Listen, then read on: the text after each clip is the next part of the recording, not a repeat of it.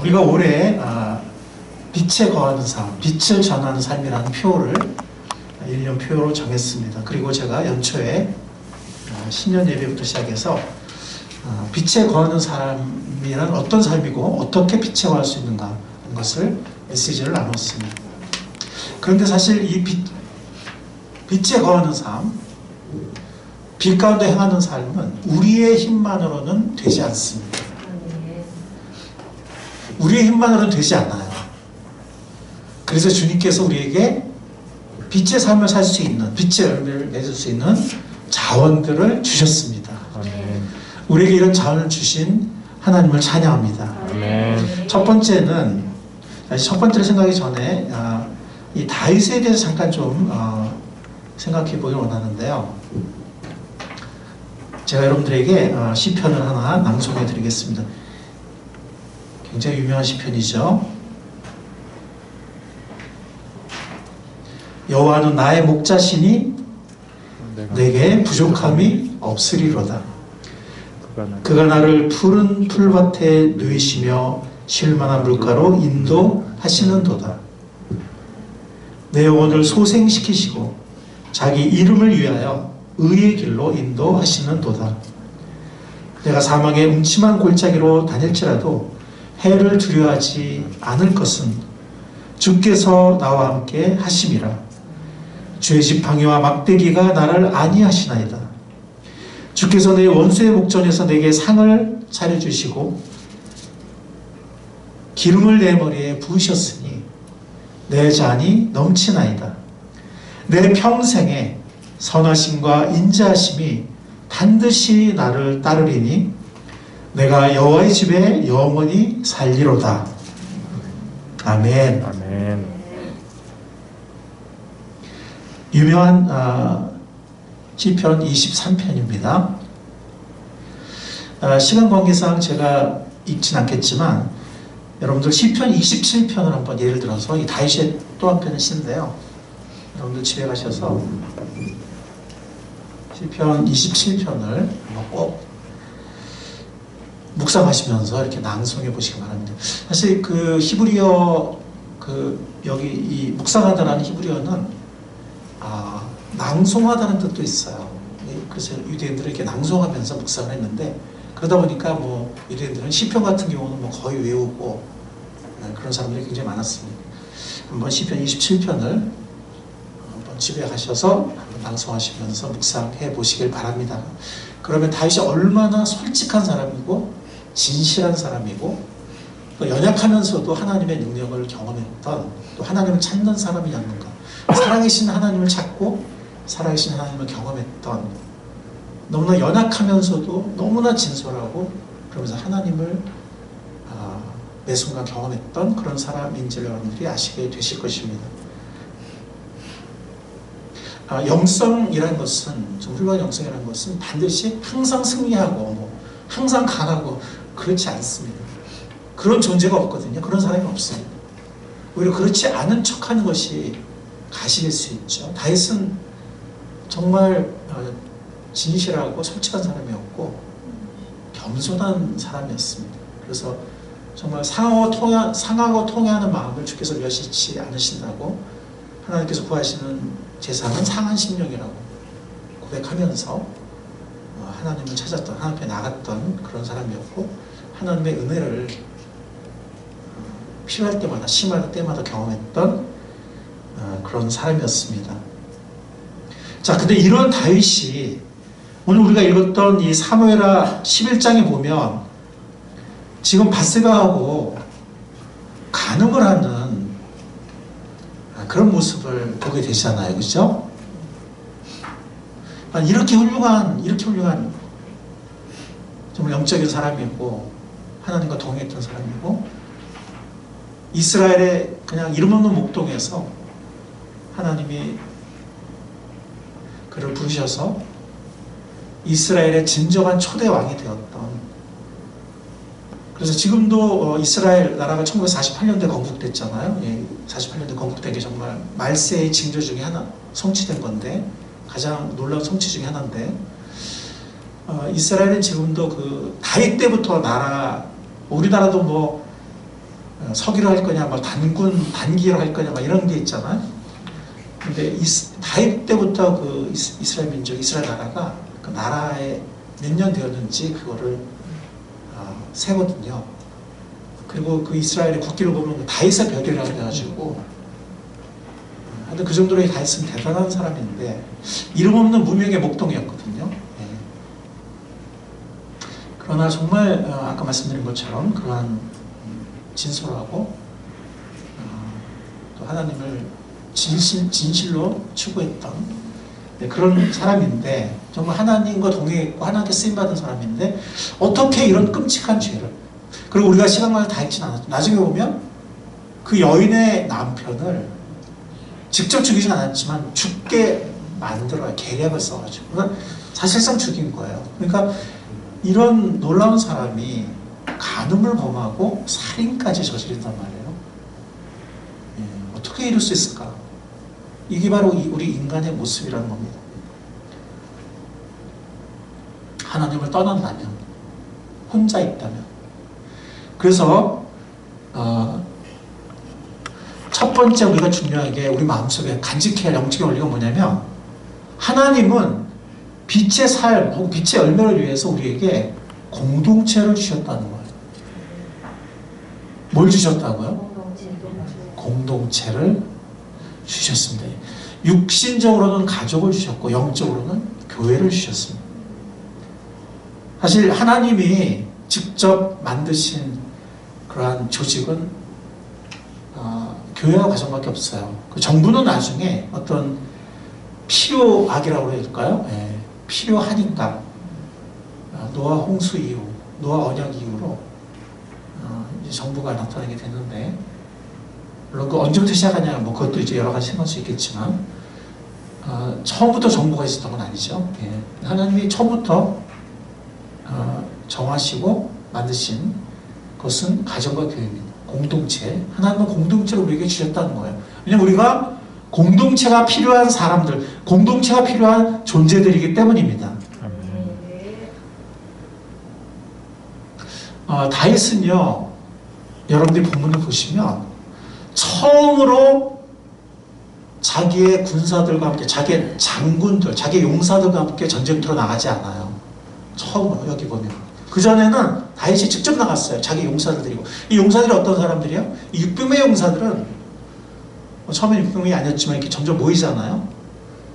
동굴에 살고, 다윗이 동굴에 살고, 이스라엘의 초대 왕이지만 나중에 이제 폐위되죠. 그래서 진짜 초대 왕은 다윗이 됐는데, 어쨌든 그 처음 왕이었던 그 사울이 이 다윗을 질투해 죽이려고 하니까 계속 도망다니잖아요. 그래서 여러 번 죽을 고비를 넘기잖아요. 근데 광야에 거하고 또 동굴에 거하고 그럴 때 다윗에게로 모여든 사람들이 있어요. 나중에는 600명까지 불어나는데, 그 사람들은 정말 다윗과 모든 정말 죽을 고비를 너무 함께한 사람들이고, 다윗의 정말 마음을 함께한 사람들이고, 나중에 보면 그가 왕이 되었을 때 개국 공신들이 되거든요. 그러니까 정말 공동체 같은 사람들이에요. 죽을 고비를 같이 넘긴 공동 운명체. 그 사람들은 떨어진 적이 없었는데 처음으로 지금 떨어진 거예요. 다 내보내고, 그 사냐 죽냐 하는 그 전쟁터에 다 내보내고 자기만 지금 이제 좀 살만한 거죠. 이제는 내가 좀 안 나가도 뭐 요압도 있고 뭐 내 장군들이 있고 뭐 이제 하겠지 하고 처음으로 그 공동 운명체였던 그 자기의 용사들과 부하들과 떨어진, 그리고 그들만 내보내. 첫 번째, 바로 첫 번째 바로 죄를 범합니다. 사람은 혼자 있는 것이 좋지 않습니다. 맞습니까? 혼자 있는 게 좋지 않아요. 혼자 있을 때 굉장히 방종하기 쉽고, 혼자 있을 때, 그래서 아무도 보지 않을 때 당신은 누구인가, 그게 바로 당신의 진정한 모습이다. 그렇게 말하잖아요. 그러니까 아무도 보지 않을 때 잘 사는 사람이 정말 대단한 사람이에요. 근데 혼자 있을 때 잘 살기는 정말 쉽지 않습니다. 바울도 혼자 있었을 때는 힘이 없었어요. 그래서 여러분들 사도행전이나 혹은 또 이런 서신서들을 보면 다윗은 항상 팀으로 움직여요. 혼자 있지 않아요. 항상 함께 다니고 함께 사역하고, 그리고 가끔씩 동역자들이 이렇게 떨어져 있으면 바울이 별로 힘이 없어. 그래서 동역자들이 딴 데 갔다가 이제 다시 돌아오면 그때 힘을 내가지고 막 말씀 막 전하고, 막 이런 모습을 우리가 사도행전이라든지 서신서에 여러 번 보거든요. 이 대단한 바울도 혼자 있을 때는 힘이 별로 없었다는 거죠. 아담 이후로 하나님이 아담을 처음에 보시고 뭐라고 하셨어요? 사람이 혼자 있는 것이 좋지 않다. 물론 이성도 필요해요. 배우자도 필요해. 근데 우리는 배우자도 필요하지만 또 동역자들, 형제 자매들이 또 필요하거든요. 그래서 아담 이후로 사람은 혼자 있는 게 좋지 않습니다. 굉장히 위험하고 허전하고 유혹에 약하고 시련에 약해요.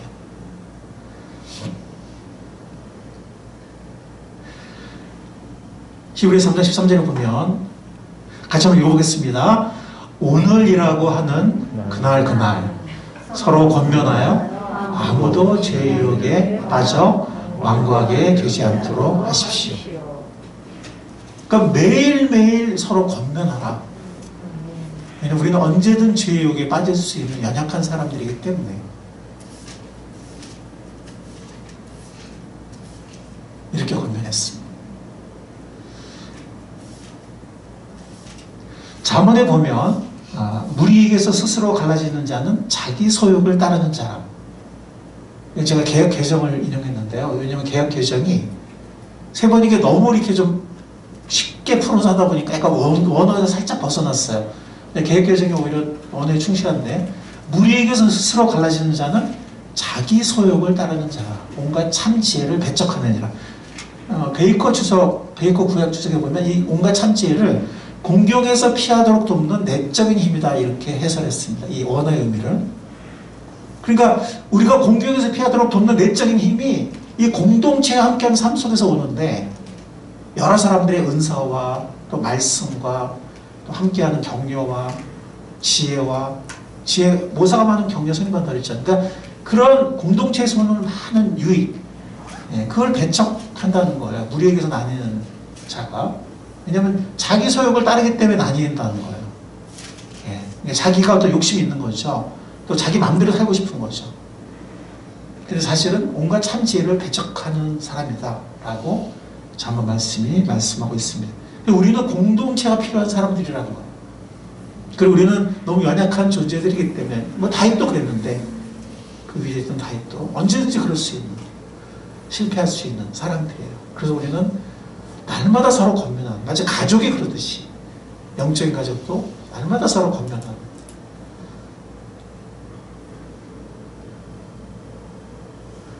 자, 한번 읽어보겠습니다. 시작. 그리고 서로 마음을 써서 사랑과 선한 일을 하도록 격려합시다. 어떤 사람들의 습관처럼 우리는 모이기를 그만하지 말고 서로 격려하여 그날이 가까운 것을 볼수록 더욱 힘써 모이시다. 이 그날이 가까운 본다는 건 예수님의 재림이 가까운 걸 말하는 것이고, 세상의 마지막이 가까운 것을 볼수록 더욱 힘써 모이자. 모이기를 그만하지 말라. 계속 모이라는 거죠. 오히려 더욱 힘써 모이라는 거죠. 세상이 어지러질수록, 종말이 가까워질수록 더욱 힘써 모여라. 모여서 뭐 하느냐? 사랑과 선한 일을 격려해라. 그래서 우리 믿음의 공동체의 가장 중요한 역할은 격려하는 거예요. 불평하고 비난하고 그런 것이 아니라 격려하는 겁니다. 아멘. 아멘. 덕을 세우고 격려하는 겁니다. 우리는 격려가 필요한 사람들이기 때문에. 로마서 12장 15절 보면은 여러분들 이 말씀 제가 몇 번 잘 아시죠? 기뻐하는 사람들과 함께 기뻐하고 우는 사람들과 함께 우십시오 그랬습니다. 어떤 경우는 기뻐하는 사람들과 기뻐하는 게 더 어려울 수도 있어요. 어떤 경우는 우는 사람과 함께 우는 게 더 어려울 수도 있어요. 사람마다 틀릴 수도 있지만 중요한 건 뭐냐면 두 경우 다 함께 하라는 거예요. 누가 기뻐하면, 그러니까 누가 기뻐할 때 기뻐하지 못하면 내 형제자매가 아니야. 여러분들 무슨 일인지 아시겠죠? 제가 지금 벽에다 대고 얘기하는 반응이 없지. 우리 가족이 잘 되는 거 싫어하는 사람 없잖아요, 그죠? 그래요, 안 그래요? 네. 아무리 내 자식이 나한테 서운하게 한 일이 있다고 한들, 서운하게 있다고 한들 내 자식이 잘 되면 기뻐요, 안 기뻐요? 기뻐하잖아. 그리고 우리 형제 자매들이 누가 잘 될 때 막 기뻐할 때 기뻐하지 못하면 형제 자매가 아니에요. 슬퍼할 때도 함께 슬퍼하는. 하나님이 이렇게 하라고 우리에게 말씀하셨고 이것이 바로 믿음 안에 진정한 공동체의 모습입니다. 여러분들 여기 숯불 있잖아요, 그죠? 이 숯불이 이렇게 좀 뜨거운데 이게 만약에 하나가 혼자 있으면은, 자 여기 10개가 있어. 근데 한 개를 뺐어 그러면 이게 화력이 10분의 1일까요? 그렇지 않아요. 30분의 뭐 50분의 1밖에 되지 않아요. 금방 식어요. 예를 들어서 뭐 여기 숯불이 10개가 있으면은 처음에 한 개일 때보다 10배의 화력일까요? 그렇지 않아요. 그 이상의 화력이, 수십 배 화력이 돼요.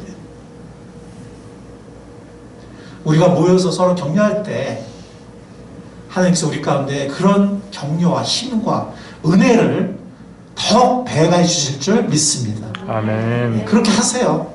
우리가 믿고 납니까? 그렇게 하십니다. 이 공동체의 힘입니다. 그리고 또한 공동체의 복이 있어요. 가족의 힘이죠. 남편은 아내가 있을 때 힘이 됩니다. 맞습니까?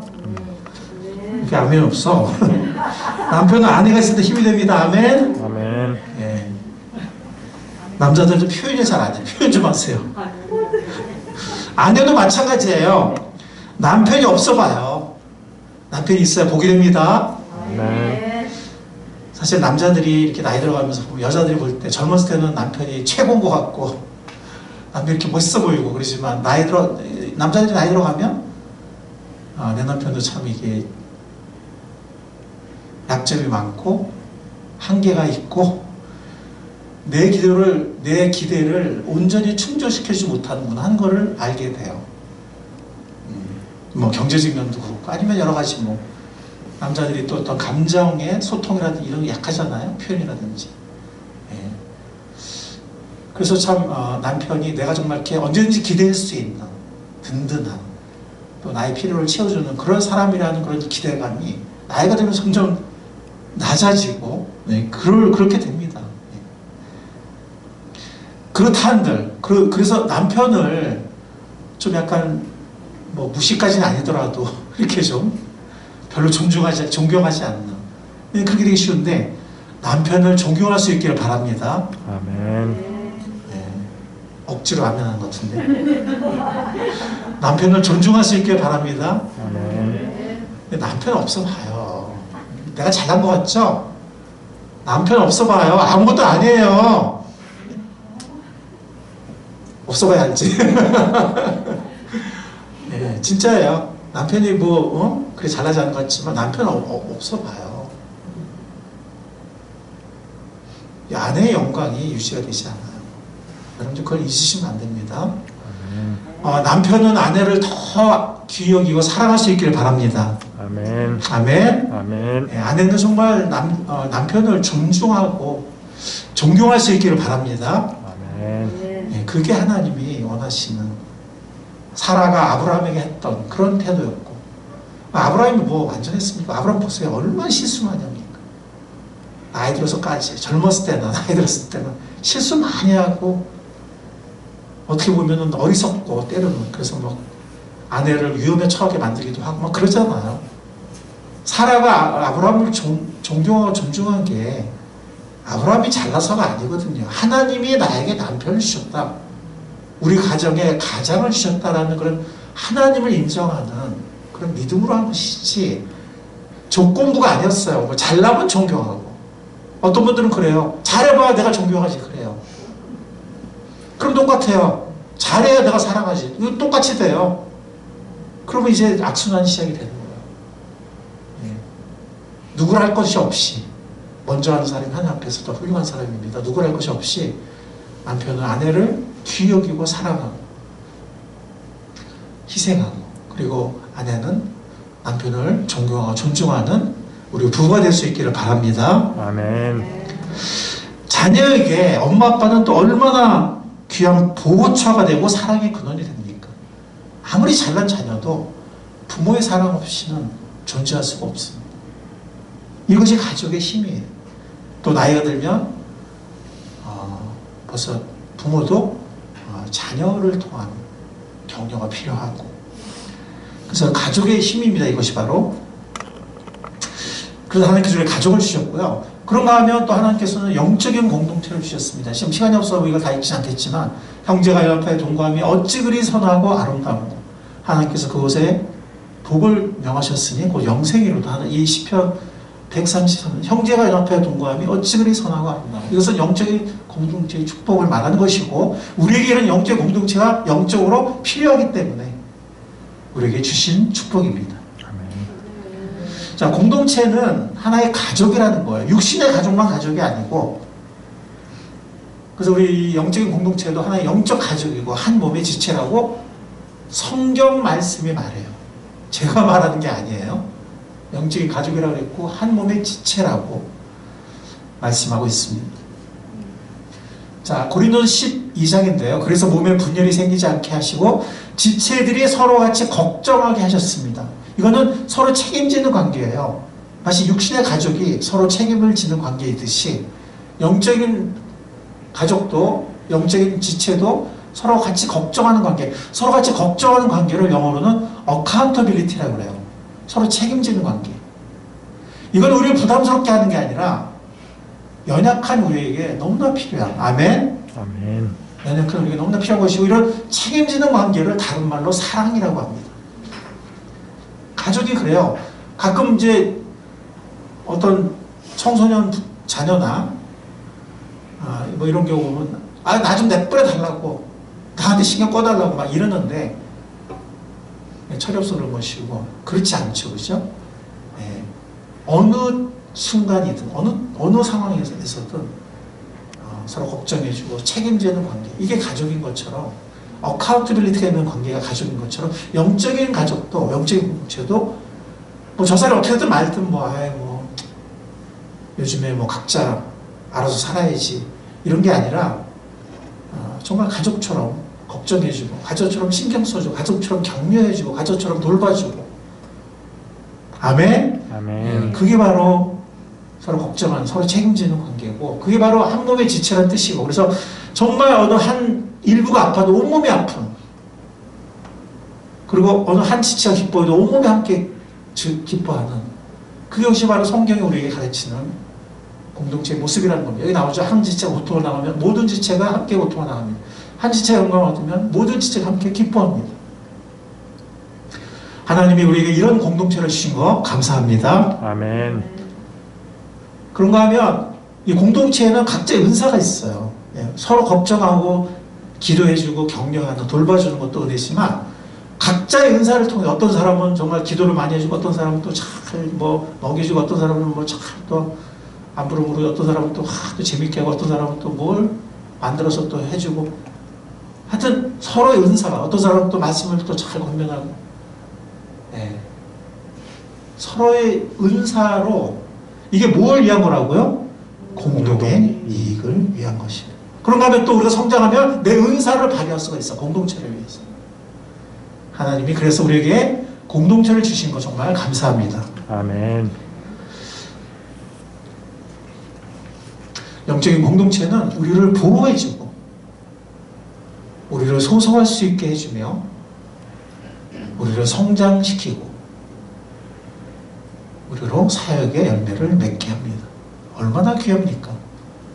우리에게 가족이라는 공동체 주신 거 감사합니다. 아멘. 우리에게 영적인 공동체, 교회와 목장을 주신 거 감사합니다. 아멘.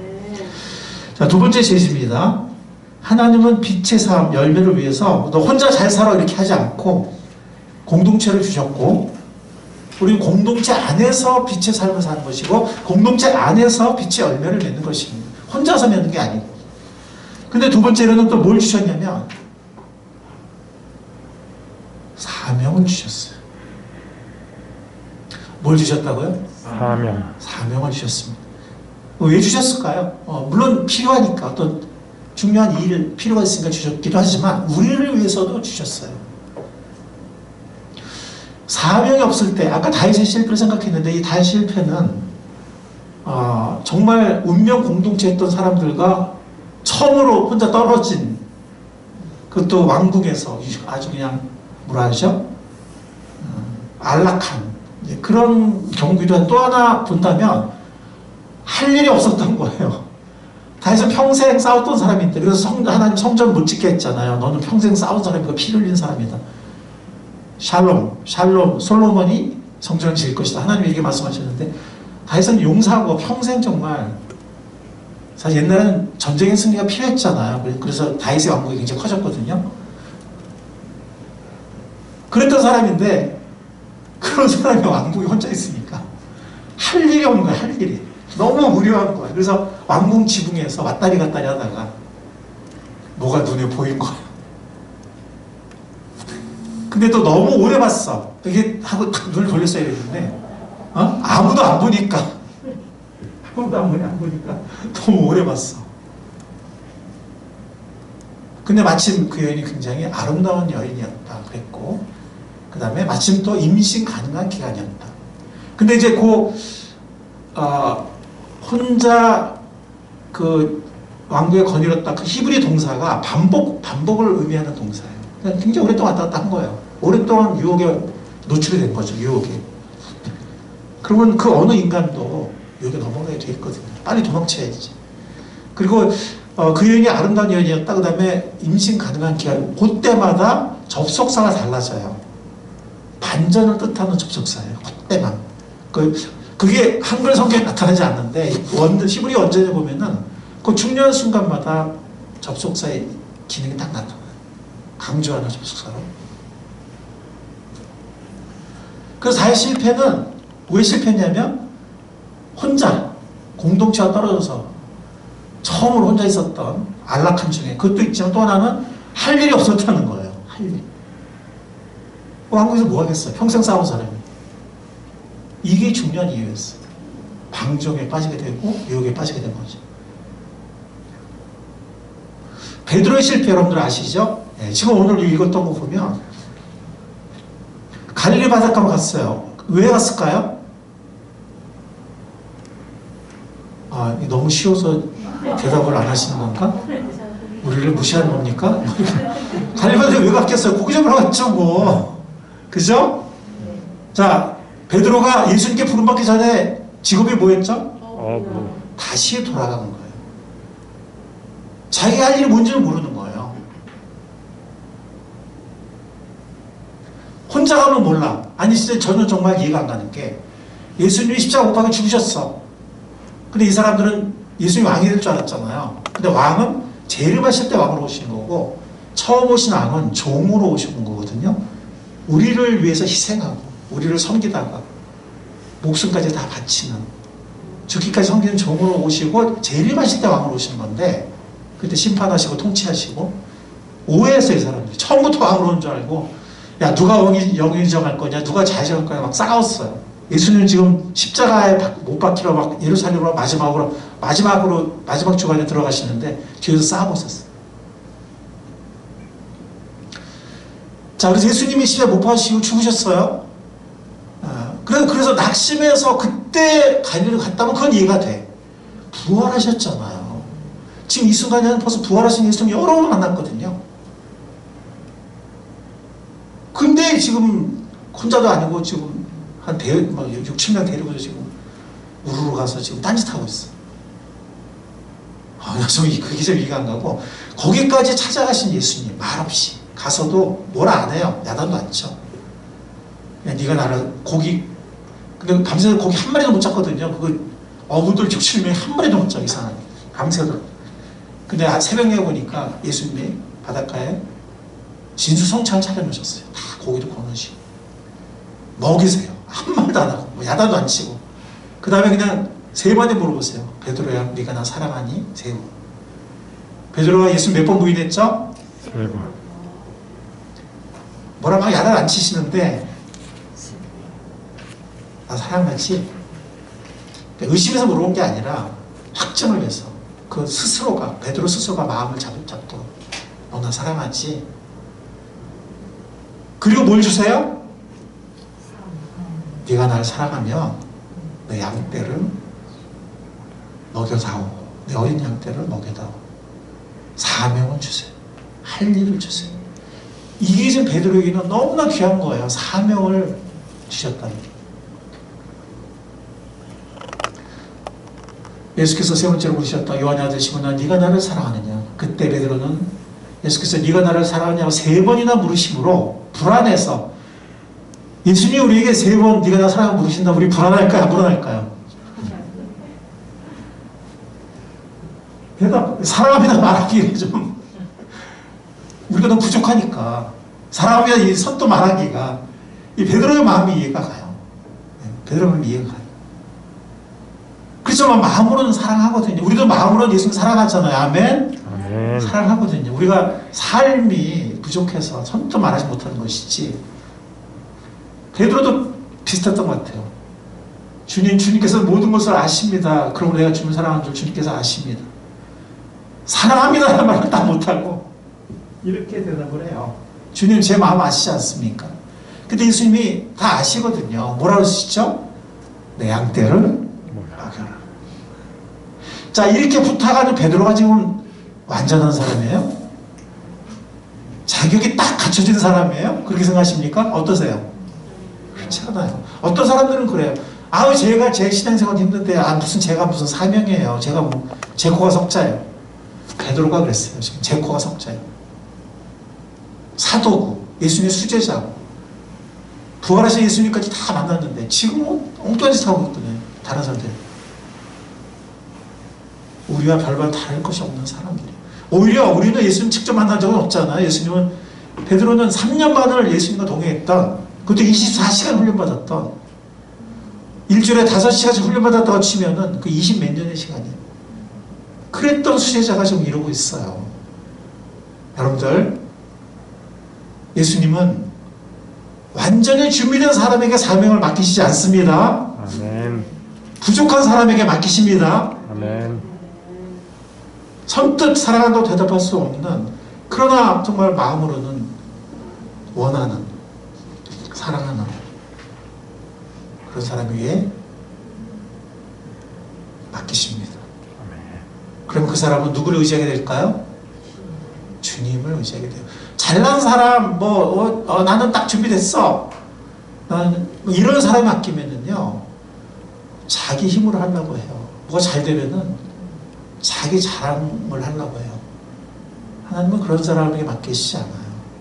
물론 그런 사람 중에서 준비된 사람이라면 맡기실 수 있지만 많은 경우는 정말 부족하고 연약한 사람에게 맡기세요. 그런 사람들을 통해서 역사하시고 열매 맺으시는 살아계신 하나님을 찬양합니다. 아멘. 그러니까 우리가 하나님을 찬양하게 되는 거예요. 그러니까 우리가 하나님께 영광을 돌리게 되는 거예요. 그러니까 우리가 하나님을 찾게 되고 의지하게 되는 거예요. 그러면서 우리가 예수님의 마음을 점점 배워가는 거예요. 때는 우리가 정말 상처받거든요. 사역하다 보면 상처받거든요. 거절당하고 배반당하고 막 그러거든요. 그때 우리는 그냥 아우 힘들어 막 이렇게 하지 마세요. 그때 주님을 생각하세요. 주님이 이러셨겠구나. 아니 이 정도가 아니라 이거 몇십 배로 그런 것을 느끼셨겠구나. 겪으셨겠구나. 이러면서 사명자는 정말 다 열심히 살게 되는 것도 축복이지만, 할 일이 있는 것도 축복이지만, 주님을 더 알아가는, 아멘? 아멘. 주님의 정말 친구가 되고 동역자가 되는 것이 말할 수 없는 축복입니다. 물론 하늘나라에서 한 것도 또 다른 축복이지만, 많은 축복이 있지만, 주님 우리에게 사명을 주신 분입니다. 아멘. 우리 모든 사람들에게 사명을 주십니다. 아멘. 부족한 우리에게 사명을 주시는 주님, 정말 정말 감사합니다. 아멘. 사명이 오히려 베드로를 잡아줬어요. 사명. 베드로를 세워줬어요. 베드로의 인생을 건설했고, 베드로의 삶에 의미가 생겼고, 삶의 목표가 생겼습니다. 마찬가지입니다. 우리도 마찬가지예요. 사명이 우리를 잡아줘요. 아멘. 아멘. 사명이 우리 삶의 의미와 목표를 줍니다. 여러분들 가족도 마찬가지지 않습니까? 네, 제가 얼마 전에도 정말 오랜만에 가족과 함께 영화를 봤어요. 우리 딸이 그래요. 아빠 불쌍하다고. 그래 우리는 좀 때때로 영화를 보는데 아빠는 정말 영화도 거의 못 보고 네, 오랜만에 온 가족이 가족 영화를 하나 봤습니다. 기적이라는 영화였는데 무슨 정말 산골 마을에 최초의 민자 역사를 어떤 고등학생의 힘으로 이렇게 세우는 그런 영화인데 반전이 2번 있더라고요. 나중에 정말 펑펑 울었습니다. 이 정도 울었으면 됐겠지 하고 눈물 닦는데 또 울게 만들고 3번을 울게 만들더라고요. 저는 평상시에 눈물 잘 안 흘리는데 영화 볼 때나 뭐 찬양 부를 때 이럴 때 전 눈물이 나는 경우가 많은 것 같아요. 근데 거기 보면 뭐 지금 다 설명할 수는 없지만 그 가장이 이제 죽으려고 해요. 왜냐면 자기의 잘못으로 어떤 가족이 죽고 이랬다고 생각을 해가지고 막 죽으려고 하는데 어린 아들이 막 부르는 소리가 들려요. 거기서 자신을 탁 돌아섭니다. 자신을 탁 바로 잡아요. 그리고 그 아들을 키웁니다. 잘 키워요. 가족에 대한 책임감이 너무 힘들어서 때로는 죽고 싶은 순간이 올 때 엄마와 아빠를 살려주고 붙잡아주는 경우는 너무나 많습니다. 아이들의 모습에서 나의 모습을 보며 그러니까 좋은 모습도 오지만 안 좋은 모습을 그게 바로 내 안 좋은 모습이잖아요. 내 잘못을 깨닫고 정신이 번쩍 들어가지고 회개의 자리로 나아가서 변화되는 부모가 굉장히 많습니다. 그런 경우가 많습니다. 그래서 신앙의 페이스세터가 되고 부모로서 리더로서 내가 정말 나부터 살아야 되겠구나. 내가 서야 되겠구나. 에베소서 6장 4절에 보면 또 아버지 된 여러분의 자녀를 노엽게 하지 말고 이 노엽게 하지 말라를 주석에 보니까 섭섭하고 분하게 하지 말아라. 섭섭하고 분하다는 건 뭐냐면 상처가 있다는 얘기예요. 상처가 있을 때 섭섭하기도 하고 화가 나거든요. 그렇게 하지 말라는 거예요. 어떻게 하라는 거죠? 주님의 훈련과 훈계를. 가르침도 필요하고 모범도 필요하고 훈련도 필요하고 뒤를 하는 거예요. 그래서 어머니들 분들은 나는 아버지가 책임져야 되네 이렇게 하지 마시고 옛날에 고대의 교육은 아버지가 100% 책임졌어요. 지금은 같이 책임지잖아요. 오히려 엄마의 그래도 많잖아요. 그러니까 여기는 어머니도 포함이 돼요.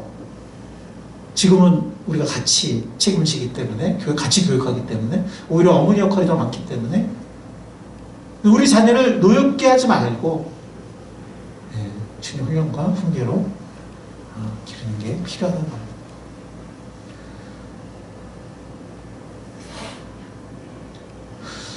사역의 사명, 부부도 또 한 몸이 돼서 서로를 세우는 이 사명이 또 우리에게 있죠. 주님께서 우리에게 주신 사명이 있습니다.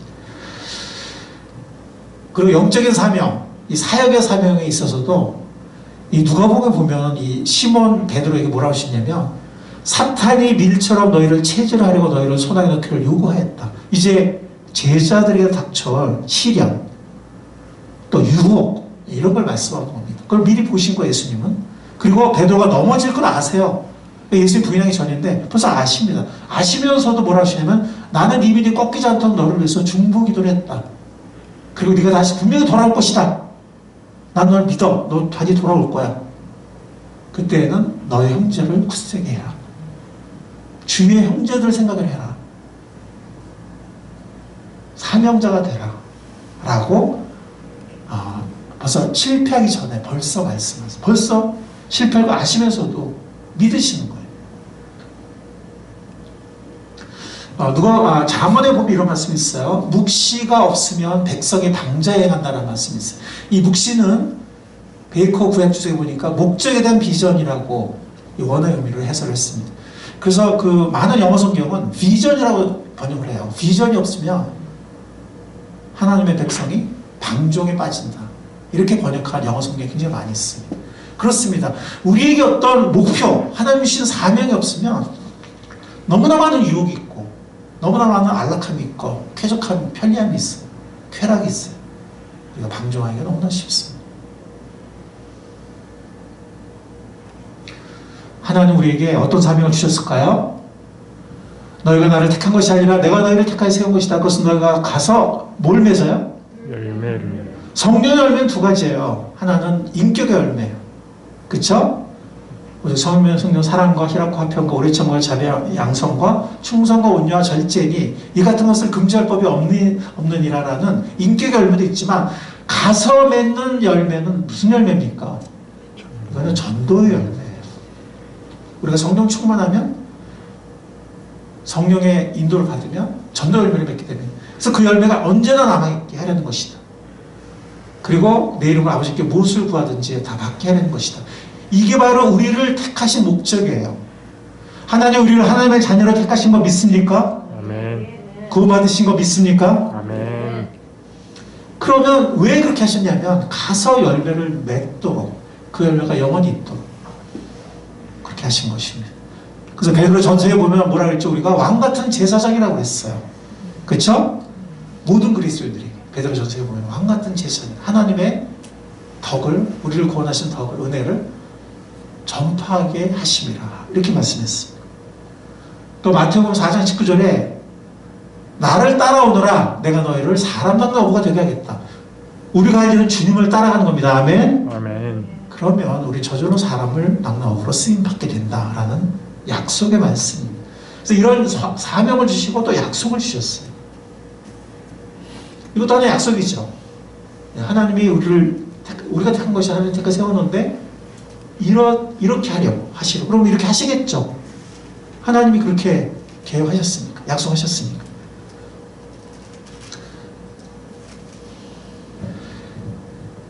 그리고 아까 말씀드렸던 그 내 양을 먹여라. 그 양은 우리 안에 양도 있고 우리 바깥에 양도 있다고 예수님 말씀하셨거든요. 두 무리 양도 있다고 말씀하셨어요. 그러니까 우리 안에 양도 돌보고 때 필요에 처한 지체들, 우리 바깥에 방어하는 공부하고 방어하는 많은 영혼들도 돌보는 그 양을 돌보는 사명도 우리에게 주셨어요. 목양의 사명도 목회자나 혹은 뭐 목자 목령만 중요한 것이 아니라 우리 모두가 적어도 한 명 이상의 영혼들을 위해서 기도하고 돌보는 좀 인도하는 그런 사명을 주신 거죠. 그래서 구체적으로는 목장에서 사명의 날을 정했으면 좋겠습니다.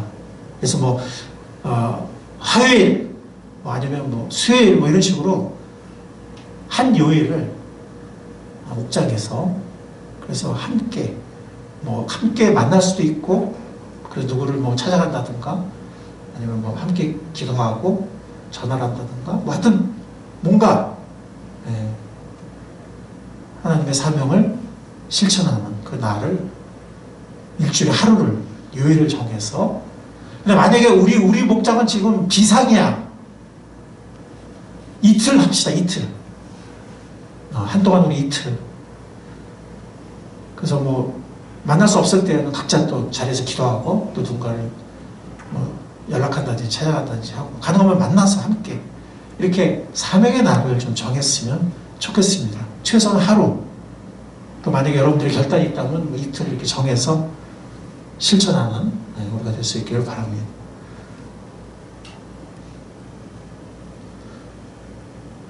자, 마지막 세 번째 대시입니다. 하나님은 빛의 삶의 열매를 위해서 성령님을 주셨습니다. 아멘. 아멘. 우리 안에 주셨습니다. 다윗은 사실 구약 시대에는 성령님이 우리 안에 내주하지 않으셨거든요. 그래서 뭐 이렇게 오셔서 임해서 막 사울도 막 예언하기도 하고 떠나가기도 하고 그래서 다윗도 주의 성령을 내게서 거두지 마시고 이렇게 기도하잖아요. 범죄한 다음에. 구약 시대 때는 우리 안에 내주 안 했는데 성령님께서 어떤 도구를 쓰셨어요. 그래서 다윗 같은 경우는 간음과 살인의 죄를 범했을 때 예언자 나단을 보내셨어요. 성령님께서. 그래서 그 나단의 입을 통해서 메시지를 전하셨는데 정말 지혜롭게 전하시죠. 사실 왕은 권력이 있잖아요. 예언자들을 막 죽이기도 했거든. 충원하는 예언자들을 막 죽이고 그랬어요. 이스라엘 역사를 보면. 예언자가 무슨 힘이 있어요. 그죠? 왕은 군대가 있는데. 근데 이 나단을 보면 물론 다윗이 신뢰하는 예언자이긴 하지만 다윗 순간적으로 욱하면 그죠? 어떻게 될지 모르죠. 근데 하나님이 나단을 보내셨는데 정말 지혜롭게 말씀을 전하게 하셔서 다윗이 무릎을 꿇고 죄를 고백하고 회개하게 됩니다. 근데 신약시대 때는 베드로 회개를 보면 이게 3번을 예수님을 부인하는데 마지막 때는 막 저주하고 욕하면서 예수님을 부정하거든요.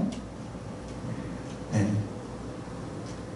그냥 부정한 게 아니라 막 저주하고 욕하면서 부정을 해요, 예수님을. 그때 뭐가 울죠? 닭이 울어요.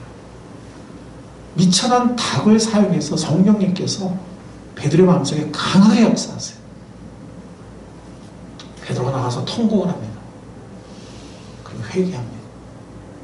성령 역사는 사람을 세워요. 회개하게 만든 다음에 다시 돌아서게 만들고 살립니다.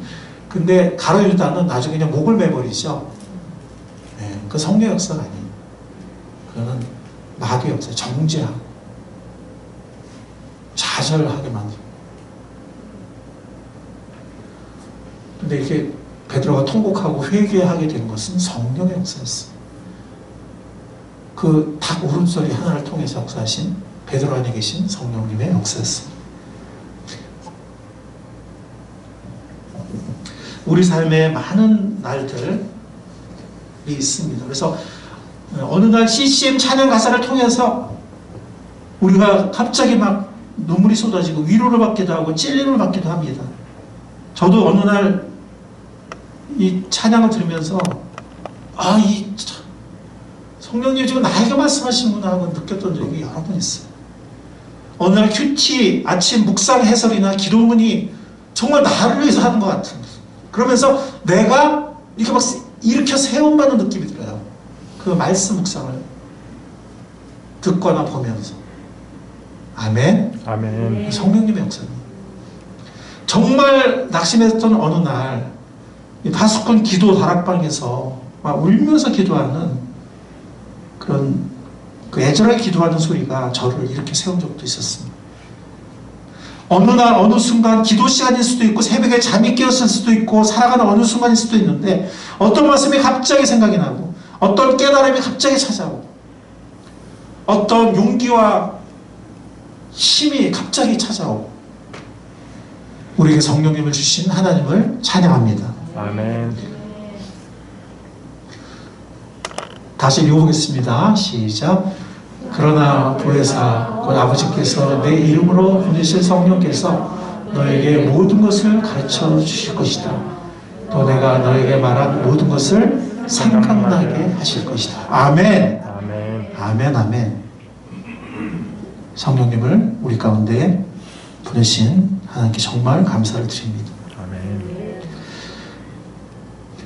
갈라디아서 16절 내가 또 말합니다. 또 여러분은 성령께서 인도하여 주시는 대로 살아가십시오. 그러면 육체의 욕망을 채우려 하지 않을 것입니다. 육체의 욕망을 채우는 그 순간은 성령님의 인도에서 벗어나 있는 거예요. 성령의 음성에 귀를 막고 있는 거예요. 그러나 성령님께서 인도해서 우리가 살아갈 때 우리는 육체의 욕망을 채우지 않게 됩니다. 자, 적용을 생각하겠습니다. 이 적용은 보화 창고를 사용한 겁니다. 여러분 그 예 아시죠? 하나님 우리에게 엄청난 보물자가 주셨는데 그거 안 열고 있으면 바깥에서 쫄쫄 그러고 있는 거예요. 그걸 열어서 풍성하게 사용하는 우리가 될 수 있기를 바랍니다. 아멘. 첫 번째는 공동체 안에 머뭅시다. 가족, 우리 가족이 저절로 이렇게 풍성한 가족이 되지 않잖아요. 가꿔야 됩니다. 그리고 가족에게 헌신해야 됩니다. 가족 안에 머무는 우리가 될 수 있기를 바랍니다. 아멘. 또 교회는 영적 가족에 머무는 우리가 될 수 있기를 바랍니다. 공동체 예배 신실하게 지속하고 목장 안에 거하는, 목장에 참석할 뿐만 아니라 목장 생활, 또 목장을 통한 전도라는 게 나 혼자 하는 게 아니거든요. 예, 요즘에 혼자서 힘들어. 근데 원래부터 그랬어요. 초대교회 보면 혼자 전도하지 않아요. 초대교회 보면 함께 전도하죠. 목장 안에서 이 모든 것을 누리는. 두 번째는 사명의 표대를 바라보는, 이것이 역시 공동체 안에서입니다. 우리 모두는 언젠가 목자, 목녀가 됐으면 좋겠어요. 사실 왜냐하면 주님께서 우리에게 그 전도자의 사명을 주셨고, 그리고 어떤 한 영혼 혹은 몇 영혼을 돌보라는, 그래서 눈을 들어 밭을 보라는, 유리하며 방어하는 그런 양떼를 보라는 우리 모두에게 주신 거거든요. 왕 같은 제사장으로서. 근데 목자 목녀는 공식적으로 세움을 받은 거고, 어떻게 보면 우리가 하나님께는 교회 안에서 공적인 직분을 받든 안 받든 간에 우리는 영혼을 위해서 기도하고 영혼을 돌보는 사명을 받은 거거든요. 그래서 여러분들이 목자, 최소한 예비 목자, 예비 목녀가 언젠가는 다 됐으면 좋겠어요. 제가 그랬으면 저희 희망만이 아니라 주님의 계획이고 주님이 원하시는 겁니다. 그래서 전도의 사명과 목양의 사명. 많은 사람들이 목양 그러면 이거는 목회자로 소명받은 사람만 그런 거 아니야? 라고 생각하시면 그렇지 않다니까요. 예. 요한복음 말씀도 그렇지만 주님을 사랑하는 모든 사람, 또 베드로전서에 나오는 구원받은 모든 사람, 왕 같은 제사장으로 부름받은 모든 사람들이 이 사명을 받은 거거든요. 저도 여기 이지스터 선교사도 있지만 평신도 시절에 정말 이렇게 살았던 것 같아요. 꼭 목사가 돼서만이 아니고. 그래서 목장의 재생을 쓰임받고 목자가 교회를 세우는, 이건 결과적인 것이지만 정말 영혼을 위해서 기도하고 영혼을 섬기는 그 사명에, 물론 이 돌보는 사람들은 교회 안에 영혼들도 돌보지만 교회 바깥 영혼들을 돌보는 이 사명의 표대를 바라보며 살아가는 우리 모두가 될 수 있기를 간절히 바랍니다. 아멘. 그럴 때 우리는 오히려 더 빛 가운데 열매를 맺을 수 있을 것입니다. 사명을 주신 하나님께 감사드립니다. 아멘. 마지막으로는 성령님의 음성과 손길을 느낄 때 바로 순종하는 우리가 될 수 있기를 바랍니다. 아멘. 아멘. 이거를 순종하지 않으면요, 성경에 보면 뭐라 하냐면은 성령의 역사를 소멸한다 그러는데, 그 소멸이라는 말이 뭐냐면 영어로는 퀸치예요. 찬물 갖다 끼얹는 거예요. 이 불꽃이 일어나려고 막 불씨가 탁 붙었는데, 성경에 불꽃이 탁 붙었는데 그걸 살려면 불길이 확 일어나잖아요. 성령께서 우리에게 뭔가 역사하시고 뭔가 말씀하시고 뭔가 어떤 손길로 막 움직이고 계시는데 갔다가 그냥 찬물 쫙 끼얹지 말라는 거예요. 그게 바로 뭐냐면 불순종하는 거예요. 냉담한 거예요. 그리고 자기 방종에 빠지는 거예요. 그러다 보면 나중에는 이 음성이 잘 들리지 않아요. 우리도 그렇잖아. 어떤 사람한테 몇 번 정말 진심 어린 조언을 했는데 듣지도 않고 그냥 뭐 지멋대로 해. 그러면 나중에는 우리가 더 이상 말할 수가 없잖아요. 그죠? 물론 주님께서는 우리를 포기하지 않고 언제가 또 다시 하시겠지만 상당히 오랜 시간을 낭비하고 오히려 인생을 망치고 낭비하고, 그러기 참 쉽거든요. 그래서 성령님의 음성을, 이건 성령이 말씀하시는구나, 성령이 뭔가 지금 역사하시는 할 때는 바로 순종하는. 아멘. 아멘. 네, 우리가 될 수 있기를 간절히 바랍니다. 아멘. 자, 마지막 우리가 비전을 보겠는데, 이건 베드로를 통한 유일한 격려예요. 여러분들, 이 베드로 아까 예수님이 찾아오신 그 얘기를 봤잖아요. 근데 여기 보면 마지막에는 두 팔을 벌리고 죽는다고 그랬어요. 근데 베드로는 예수님처럼 십자가에 죽는데, 전승에 따르면 자기가 예수님처럼 죽을 자격이 없다. 자기를 거꾸로 매달아 달라. 뭐 이렇게 죽었다고 하는 그 전승이 내려오고 있습니다. 근데 베드로가 이렇게 죽을 수 있는 사람이 아니잖아요. 얼마나 연약하고 얼마나 강하고 얼마나 예수님 속속이고 얼마나 실패를 반복한 사람이었습니까? 얼마나 연약하고 어리석은 사람이었습니까? 고집도 세고 어리석고 이런 사람이었거든요. 근데 이렇게 나중에는 이런 사람이 됐거든요. 아멘. 아멘. 나중에 이런 사람이 됐어요. 예수님 위해서 순교하는 사람이 됐어요. 이게 우리의 소망입니다. 아멘. 왜냐면 우리는 베드로와 똑같은 사람들이기 때문에. 근데 예수님은 처음부터 베드로를 믿었어요. 그런 다음 시몬, 이거 요한복음 1장 42절인데 시몬을 예수께로 데리고 왔다. 예수께서 그를 보시고 말씀하셨다. 너는 요한의 아들 시몬이로구나. 앞으로 너를 개바라고 부르겠다. 이 개바라는 말은 아람어인데 헬라어로는 페트로스거든요. 둘 다 바위, 반석이라는 뜻이에요. 예수님은 베드로를 봤을 때 막 다혈질이잖아요. 행동파. 근데 얼마나 많이 시행착오하고 헛짓거리하고 막 실패하고 낙심하고 예수님 속속이 이런 거 다 아셨어요. 나중에는 뭐 예수님에서 죽겠다 그랬다가 또 예수님이 죽겠다는 사람이 또 한 번도 아니고 막 맹세까지 하면서 부인하잖아요. 다 아셨어요. 그렇지만 예수님은 베드로를 뭐라고 부른다고 했죠? 반석이라고 부르겠다. 내가 장차 언젠가는 반석 같은 사람이 되고 하나님의 교회가 그에 설 수 있는, 또 하나님의 사명이, 비전이 그에 설 수 있는 사람이 될 것이라고 처음부터 믿으셨습니다. 우리를 통해서도 하나님은 우리 베드로보다 더 못한 사람이죠. 우리는 어떻게 보면 비슷한 사람이죠. 근데 요한의 아들 시몬, 이런 한 연약한 육신의 한 아들을 예수님은 베드로가 되게 하시는 주님이신 것을 인해서 하나님을 찬양합니다. 공동체를 통해, 사명수여를 통해 성령님 인도, 아까 제가 말씀드린 세 가지. 베드로는 근데 공동체를 떠난 적은 없어요. 그리고 베드로는 사명을 받았잖아요. 방황하다가. 그리고 성령님의 인도를, 성령님의 도우심을 또 계속해서 받았습니다. 이 세 가지는 서로 연결이 돼요. 공동체 안에서 성령 역사가 있고, 공동체 안에서 사명을 받고 이루고. 그래서 결국 예수님은 이 요한의 아들 연약한 시몬을 나중에 베드로가, 게바가 되게 하셨습니다. 주님은 우리에게도 동일한 일을 이루실 줄 믿습니다. 아멘. 여러분, 우리 자신을 바라보고 너무 낙심하지 마세요. 세상을 바라보고 너무 여러분 낙심하지 마세요. 베드로를 생각해 보시기 바랍니다. 아멘. 우리도 베드로처럼 계속해서 공동체 안에 머물고, 목장 안에 거하고, 예배 공동체에 거하고, 그래서 공동체의 사명 가운데 성령의 도우심을 따라 베드로 같은 사람, 게바 같은 사람이 될 줄로 믿습니다. 아멘. 그렇게 인도하실 줄 믿고 살아계신 주님을 감사하고 찬양합니다. 아멘. 주님 감사합니다. 오늘 저희들에게 나 혼자는 빛의 삶을 살 수 없고 빛의 열매를 맺을 수 없는 연약한 우리의 모습을 너무나 잘 아시기 때문에 그 모든 것을 아시는 주님께서 우리에게 공동체를 주신 것을 감사합니다. 아멘. 가족을 주신 거 감사합니다. 아멘. 교회를 주신 거 감사하며 목장을 주신 거 감사합니다. 아멘. 그리고 우리에게 방한 우리에게 사명을 주신 것을 진심으로 감사합니다. 아멘.